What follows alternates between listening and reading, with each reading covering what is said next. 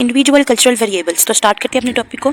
अगर हम किसी भी कल्चर की बात करते हैं तो उसमें माइक्रो और मोर पर्सनल लेवल पे अगर हम देखें तो उसमें उनकी वर्बल और नॉन वर्बल चीज़ में बहुत ज़्यादा डिफरेंस होता है। जैसे कि हर कल्चर की बात करने का अंदाज मुख्तलिफ, उनके एक्सप्रेशंस मुख्तलिफ हैं। अगर हम कल्चर टू कल्चर बात करें तो हर कल्चर की जो नॉन वर्बल एक्सप्रेशन होते हैं उनका कोई ना कोई डिफरेंट मीनिंग होता है। हर कल्चर की अपनी एक वर्बल और नॉन वर्बल कम्युनिकेशन होती है, ठीक है। इसी तरह से उसके वर्बल और नॉन वर्बल क्यूज हैं वो भी डिफरेंट होते हैं। नॉन वर्बल क्यूज में आपके पास आ जाता है जी टाइम है, स्पीच है, फूड, एक्सेप्टेबल ड्रेस है। ये सारी चीज़ें एक कल्चर की दूसरे कल्चर से मुख्तलिफ होती हैं, एक कंट्री की दूसरे कंट्री से। हमारे पास टाइम, अब टाइम की जो इंपॉर्टेंस है वो भी culture to culture, individual to individual different. अगर हम जर्मनी की बात करते हैं तो वहाँ पे जर्मनी भी टाइम को बहुत ज़्यादा इंपॉर्टेंस दी जाती है और वहाँ पे बहुत ही कम होता है कि आपको भी किसी से अपॉइंटमेंट आपने किसी से मिलना है तो उसमें आपको वेट करना पड़ता है, ठीक है। लेकिन अगर लैटिन अमेरिका और बुद्धिस्ट की बात करते हैं तो वहाँ का कल्चर यह है कि यहाँ पे आपको अपने होस्ट से मिलने के लिए 1 घंटा वेट करना पड़ता है। तो यहाँ पे होस्ट आपको कोई डिसरिस्पेक्ट शो नहीं करता, बल्कि उनका ये सोशल कस्टम है, ठीक है। उसके अलावा कुछ कल्चर ऐसे होते हैं कि जहाँ पे बिजनेस पीपल जो होते हैं वो अपनी दुकानों को बंद करते हैं, दोपहर की जब वो नींद लेते हैं, इवन कि अपनी मीटिंग्स को भी पोस्टपोन कर देते हैं। तो ये भी एक डिफरेंट कल्चर है। और जर्मन का लॉ, ये एक जो है स्पेसिफिक लॉ है कि उनकी जो ओपनिंग और क्लोजिंग है स्टोर्स के, शॉप्स वगैरह की,